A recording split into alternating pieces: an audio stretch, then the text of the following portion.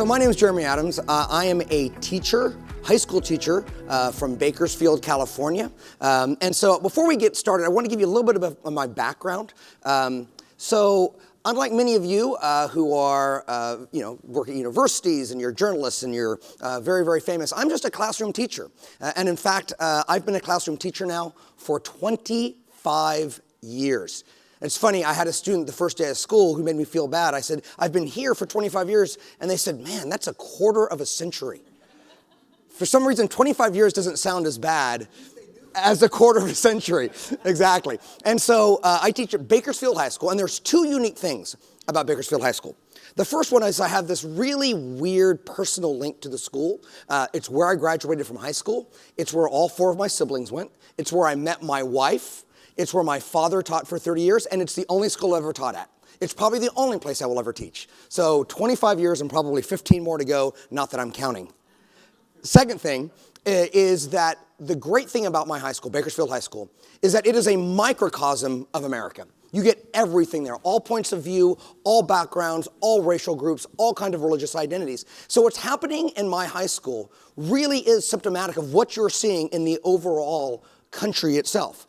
And so a little bit more introduction. I am a proud dad, and it looks like I'm sitting there living a California dream, standing in front of the gates of Berkeley and Disneyland and, Rams outfits because, we just won the Super Bowl. Okay, not that it's going to happen again. And just so we're all clear, I was practicing this on the plane yesterday. I wasn't saying it out loud, but I was going through my slides, and I thought, I hope they understand the iteration of this slide. Proud dad and Californian, not proud Californian, all right? So we're all clear exactly what I mean by that, okay? I mean, after all, I think in about 5 years' time, I'm going to be the only one left in California, and we're going to have one congressional district left. So now, when you look at this, it looks like I'm living this extraordinary California dream, but that is not where I live. I live in Bakersfield. Bakersfield is what Johnny Carson made fun of for 2 decades. Now, that's not to suggest, by the way, that Bakersfield doesn't have a lot of great things about it. We rank high in all kinds of areas. We're number 1 in the country of dirty air, crystal meth production, stolen cars, and the one that, as a teacher, I take a real pride in is that we are the least educated community in America. So this is really where I'm from when I talk about being from California. And so about 10 or 15 years into my career, like a lot of teachers, I decided I wanted to do something a little bit different. A lot of teachers go on and they become administrators, or they go work for the union, they decide they're going to go get their EDD and be a professor. I decided, I love writing. I believe in the power of words and ideas to change the world, and I think we need to be better teachers. And so I wrote a few professional development books. One was called The Secrets of Timeless Teachers. The other one was Riding the Wave. This is not the kind of book that you would go on Tucker Carlson to talk about. You would never see it at Barnes & Noble. These are just professional development books that you see at teacher conferences, and you use it as a form of professional development with teachers. But then I decided about 10 years ago, I need to expand my portfolio of what it was I was talking about. Because about 5 to 10 years ago, I noticed that things were changing in my classroom. And none of these changes, by the way, were good. So I started writing about the things that I was seeing in all kinds of areas. And what was interesting was there was a real audience for it. But there was this real kind of bifurcation in the responses to my articles about what was happening in the trenches of the American high school. Teachers were saying, well, yeah, we see these things, we know these things are happening, but people outside of the classroom, people who are outside of the public domain were shocked by it. And some people, by the way, were deeply offended by it. And interestingly enough, and I guess I'll let other speakers speak to this, I had very different reactions depending upon people's political orientation. If you notice kind of all the places where I was getting published, most of them were more conservative publications. Now, of course, yes, I got into the HuffPost and the LA Times and the Washington Post, but by and large, it was more conservative organizations that wanted to hear what was happening with our children. So I thought, because I'm the first speaker, we should have some fun. So I want to tell you, I want to show with you exactly what I do on the first day of school. When you are teaching, I've spent 23 years teaching AP Government and Macroeconomics. And you want to know what kind of students you have on the first day. So I started this long time ago where I would put up a picture of somebody and see if they knew who this person was. just to see what kind of background, what kind of knowledge. The fancy word in education is schema. Like, what do they know? What are their values? Walking into my classroom. So let's have a little fun. So I would project this image. 100% of the kids would know Kim Kardashian. And let me tell you, they knew a lot. Like too much. Things you don't want to know about Kim Kardashian. And they giggle and they laugh and they're like, oh, this is going to be a great class. The first slide of the year is Kim Kardashian. This is a great sign of what's to come. And then it's like, let's try something else. Silence. By the way, I share a birthday with him, okay? June 7th, in case anybody wants to remember, okay? And then I put up a picture of the Vice President of the United States. Keep in mind, I teach the AP and honors kids. This is the creme de la creme. Maybe about 10% of the students could tell me who the sitting Vice President of the United States was. Maybe 10%. That is not hyperbole. That is not sarcasm. That is what I was seeing. Then I would go back. I'd try another one. Once again, 100%. Everybody knows Beyonce. Everybody's getting bootylicious. It's great. Everybody knows her. But then, as the years wore on, I would try some different pictures. My congressman, our governor, Chief Justice, Majority Leader, Speaker of the House, maybe 10%. This is the most popular politician to my students today. Everybody knows her, right? And so if you want to know what it is they know about, who are the leaders that they are following, that should give you some vague inclination of what I'm talking about. So what am I talking about specifically? Well, just to be very clear, as the years wore on, it was the little things that you would notice. This is not a revolution. This is not screaming. This is a variety of little things. So I would go and I would chaperone the prom. I would chaperone the formal because I'm a really good dancer, right? And I'm not, I know Charles probably wants me to do the sprinkler. I'm not going to do it, Charles. Sorry, but I was noticing students were not going with dates. They were going with friends. They were going with groups of friends. I was noticing on Friday nights, nobody was going to football games. Bakersfield High School has won more state championships in football than any other high school. Now, it's a little secret, we don't talk about it. Most of the state championships were in the 1920s, but still, Bakersfield High School football is big. And I noticed in the last 5 or 10 years, students just simply were not showing up. They weren't coming. You would go on a Friday night, and it was empty. And finally, I started to ask my students, where are you guys? Why aren't you going out? Why aren't you mingling? Why aren't you flirting? Why aren't you doing the things that kids do? And they would say, they sounded like 50-year-olds. They said, well, we're tired. It's the end of the week. And then you dig a little deeper and they say, well, honestly, what if I saw somebody I don't like there? What if I see a teacher out of the classroom? What if I see a parent of a friend? It's just so awkward, Mr. Adams. I don't know what to do with that. I don't want to, and you notice, by the way, they don't make eye contact the way that they used to. Not only that, not only is dating gone. Again, of course, we all see this with millennials, that there was a poll that just came out that millennials are more interested in having pets than they are in having children. We all know what declining rates of marriage will do to a civil society. Look at Japan today. And then, of course, we have an absolute death of reading. In the 1980s, over 70% of high school kids read for pleasure at least once a day. The most recent data from 2019 has it at 16%. On the plane yesterday, I was the only one reading a book. When you look at kids, nobody is ever reading a book. But of course, all of that pales in comparison to the fact that our young people are literally growing up untethered to life with adults. One of the things that I've noticed that's changed over 20 years of teaching government is at the very beginning of my career, you'd be talking about issues or politicians or elections, and the students would say, Mr. Adams, my dad says this, or my mom says this, or my older brother says this. Nobody talks about their families anymore. Nobody. Nobody ever talks about what their parents are saying. Nobody's ever talking about their siblings. And I finally asked, this year I said, why don't you guys ever mention your families? And they say, well, two things. One, we just never talk about politics. It never comes up. And two, we don't really eat together. We don't really spend that much time together. They don't go to church with their families. And the big thing that I've noticed is they don't eat with their families either. We all know that the family dinner was once a sacred time in America. And I mentioned that term, the family dinner, a few years ago, and they all looked at me like I was doing drugs. They said, what are you talking about? I said, you know, a dinner. You know, not your mom, dad make dinner, you sit down, maybe you say a prayer, maybe you don't, but you eat together. And they're like, we don't do that. We don't do that, Mr. Adams. I said, well, what do you do? Well, I get my food and I go to my room, and then my parents get their food and they go in front of the TV. This country now spends more money on fast food than it spends on groceries. So simply that time with adults is missing from the lives of our young people. As I just alluded to a moment ago, it's not that my students are not religious. We all know that this country is becoming increasingly secularized. I'm a public school teacher. That's none of my business. It's none of my business what they believe or what their faith is. What bothers me is their absolute ignorance about religion. They don't know anything about it other than it's judgmental, right? But other than that, they don't know anything. How do I know that? Because a few years ago, I was talking about Easter break. And a student tried to correct me and say, you mean spring break? I said, well, actually, it's a federal holiday, right? It's okay to call it that. And I said, well, do you even know what we're really celebrating? How many of you guys know what the resurrection is? Less than half of my students had any idea what the resurrection was. They literally believed that Easter was about bunnies and eggs and the weather warming up. So they don't know anything about religion.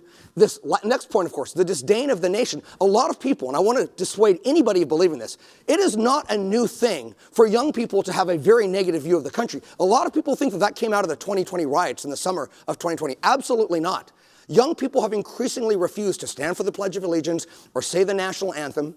And some of the students, it's really interesting. Now, I would say in these classes, maybe half of the students will stand for the Pledge of Allegiance every morning. I'm at the point where I really don't even want to do it because it just kind of upsets me, if I'm being honest. I don't tell them that, I tell you that. But the students who I trust, I'll take them aside and I'll say, I've noticed that you just, we're saying the pledge every day, and you just sit there and stare into the space. Like, why don't you say the pledge? I'm just curious. I don't care. Right? Gotta be safe. Gotta be, But why don't you say the pledge?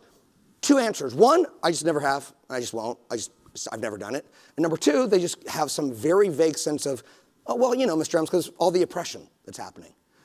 Okay, and you don't dig very deep, right? Because they have a right not to say the Pledge of Allegiance. 1947 Supreme Court was very clear about that.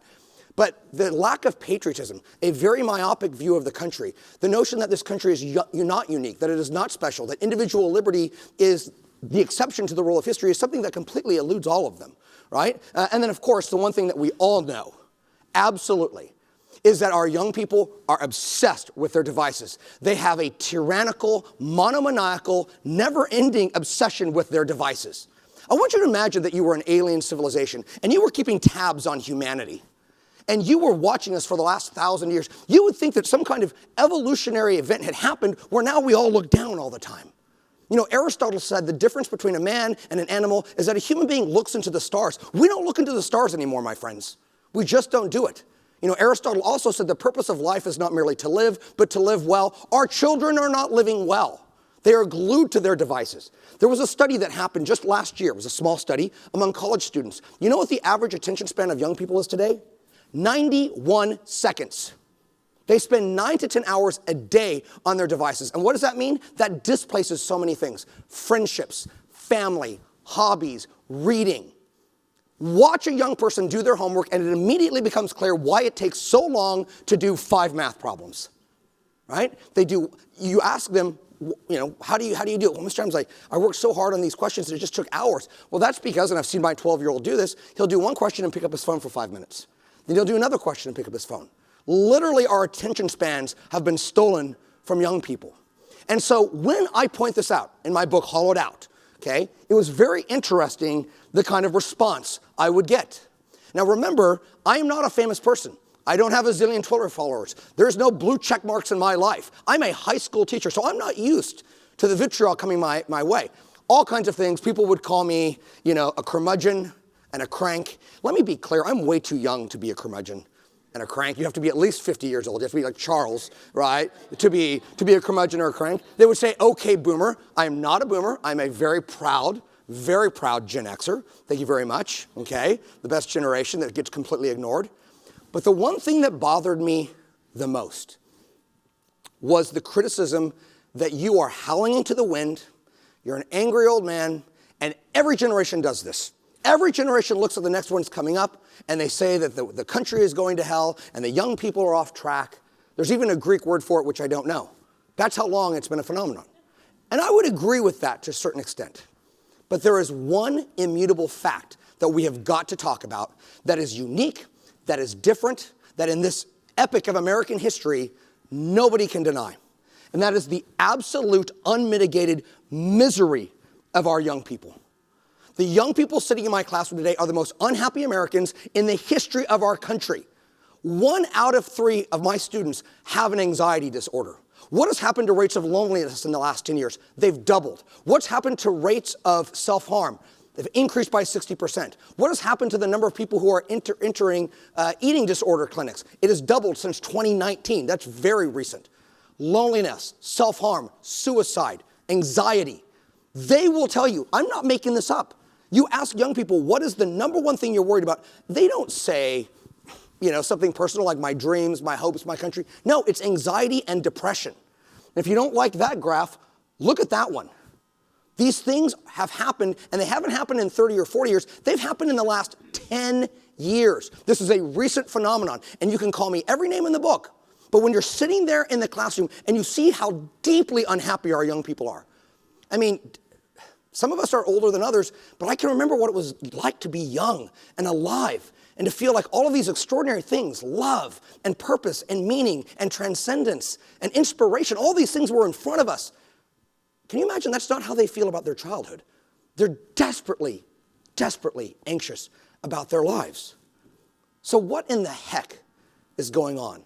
What is happening in the classroom with our children? And this is exactly what I mean by hollowed out. I want everybody in this room today to imagine and think about the things that give your lives meaning and purpose, that fill you with a sense of euphoric joy, that inform your sense of what the word grandeur or enchantment means in your lives. I bet you would talk about the love of your families. I bet you would talk about the intensity of your friendships. I bet you many of you would talk about your religious faith. I bet you many of you would talk about your love of the nation or of your community. I bet you would talk about your intellectual interests. Now, I want you to imagine a generation that doesn't have any of those things in their lives. You would be miserable too. And since we'll probably not see many of you ever again, I'm going to be perfectly honest this morning. I am in the middle of I am smack dab in middle age.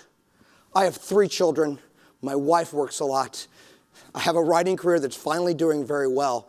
And I'll tell you that I'm stressed out all the time, that I'm really anxious all the time as well. But when I think about my life, and I think about my love of my family, even though I love them, it still stresses me out. But that love gives my life meaning. Same with my love of my job. Same with the things that I believe in. Imagine not having any of those things in your life, and you would be miserable too. The other thing that I think people who are not in the classroom every day don't understand is the extent to which our young people today are growing up untethered completely to adult relationships, adult values, adult expectations, and adult modeling. I mean, I think it's kind of crazy that we have to say this, but we have to say this. Young people need to be raised. They get their values from somewhere. We are creatures who learn by example, and we are either improved or depraved by the models in front of us. Imagine not having any models at all. Imagine growing up, you have a single parent, and that parent works 2 or 3 jobs, and you never see them. Or imagine this. I've seen this way too many times. You have a single parent who has a 1-year relationship with one man, and then that man goes away, and then another year you have another man. I have male students who don't come to school. Why? Because they're staying home to protect their mothers and their sisters. I think many of us cannot even imagine that kind of a life where you're not tethered to idealistic adult role models. And finally, the last thing I would say is that the culture has not helped us. I mean, this is where we love to scream and yell, and this is where all of our, the headlines go, but it's true. Our young people are growing up in a time when they don't have adult relationships, they don't have those connections they used to have, and so what happens? Something has to fill the void. Well, that's their phones, 9 or 10 hours a day. And we exist in this culture of radicalized individualism. Now, of course, I'm an unapologetic, bleeding heart American romantic. I think that the creation of the United States of America in 1776 was the greatest pivot in the history of human civilization. So don't get me wrong. I believe in individualism, but I'm not talking about the individualism of Thomas Jefferson or John Stuart Mill or, since I'm in Massachusetts, I might as well mention Henry David Thoreau, right? I'm not talking about that kind of individualism. I'm talking about a kind of individualism that doesn't see freedom as the freedom to connect to things that I believe in. I love that person, I'm going to commit to you. I love this place, I'm going to make it better. I believe in this ideal, I'm going to make it a reality. That's using our freedom to connect to things that we believe in that make our lives meaningful. No. I'm talking about literally a generation that does not believe in connection at all. No marriage, no family, no church, few relationships. Why? Because they are using their freedom to not connect to anything. a fundamental bastardization of what it means to be a free human being and to use that freedom in a meaningful fashion. Culture, technology, a lack of adult influences, and you, my friends, would be miserable too. I heard Ashley respond to this article, and she sent this to me, and I have to tell you, I felt a little bit vindicated in the last 3 or 4 months, because it's no longer a high school teacher nobody who's saying this. Now Harvard came out with this huge study about 2 months ago, and they asked the question, why are young people so miserable? And what they did was something absolutely fascinating. They looked at all the different generations, silent boomer, Gen X, millennial, Gen Z, and they looked at a variety of kind of criteria.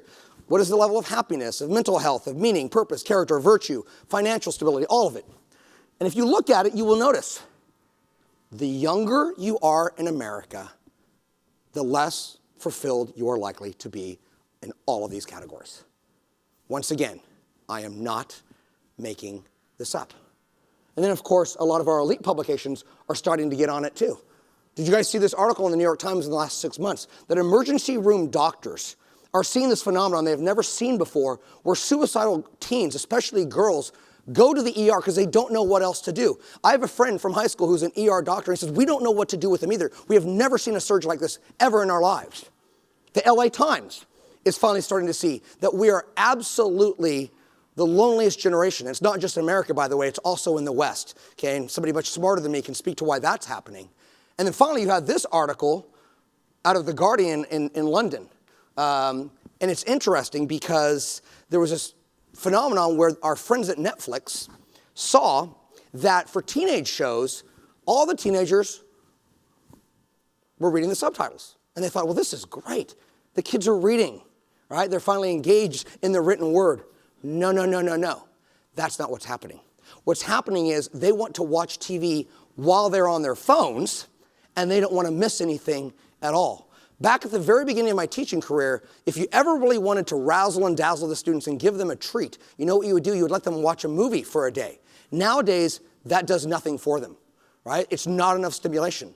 One of the things I do in my history classes, I always give all these recommendations of, well, in this unit, try these, try these movies, or if you're watching Rome, try Gladiator, or World War II, you should watch Band of Brothers. And finally, at the end of last year, one of my best students raised her hand. She said, Mr. Adams, we just don't watch movies.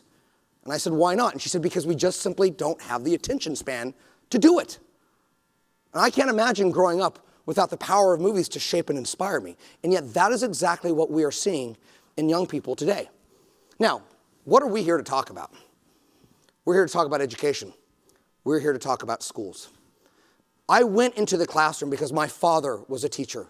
And I am an absolute romantic about teaching, because I believe that there is one certain door to the American dream, and it is a high-quality education. That is the dream of Jefferson, of Horace Mann, and anybody else who believes that anybody can rise up in this nation. But you have to have an education. Last night, I walked around the Boston Library, and there was an extraordinary quote chiseled on the very top talking about the fact that freedom and education go hand in hand. And so for my entire life, I saw schools as the place that make freedom possible, right? It is the catalyst that makes the liberty-loving people prosper. And yet in the last 10 to 15 years, schools have done the opposite. Instead of solving the problems, we have become part of the problem. And let me give you a few examples of this. For the last 10 or 15 years, Ken, I don't mean to ruffle any conservative feathers, but we have looked to teachers to be our saviors, right? All of our reforms, No Child Left Behind, all of these reforms had this simple formulation. If we could just make teachers better, those pesky teachers, if we could just make them better, then the education would be better. And in the process, by the way, we have asked our teachers to not just teach. We ask them to be counselors. We ask them to be friends. We ask them to be parents. We ask them to be intervention specialists, right? Teaching sometimes is the third or fourth or fifth thing that we do. When you ask teachers what they are the most frustrated by, besides the bad behavior, it is the fact that our plates get higher and higher and higher because we are asked to do so much nowadays. The other thing that I wanted to mention to all of you wonderful people that we never talk about is maybe the biggest crisis in our educational system that never gets talked about, and that is literacy. I had my next door neighbor is an English teacher, and she came over to my room on Wednesday. She said, Jeremy, literally, these kids can't read. They can't read. They can't write. And this is not hyperbole. They do not know that subject plus verb plus period equals sentence. And they're 16. Ashley alluded to this. ACT scores off the cliff. the Department of Education released math and reading scores off a cliff. That's not surprising. Literacy is the gold standard. Did you know that you can look at a child's literacy level in 3rd grade and predict their academic outcomes in 8th grade and 12th grade and beyond? And let me share with you one of the most disturbing statistics I've ever read. In my home state of California, get this, 60% of 2nd graders are already behind. Let that sink in for a minute. Already at 7 years old, and by the way, the studies are very clear, once you're behind in literacy, you're unlikely to ever catch up. And of course, the thing that I find the most demoralizing is the decline of discipline on campus.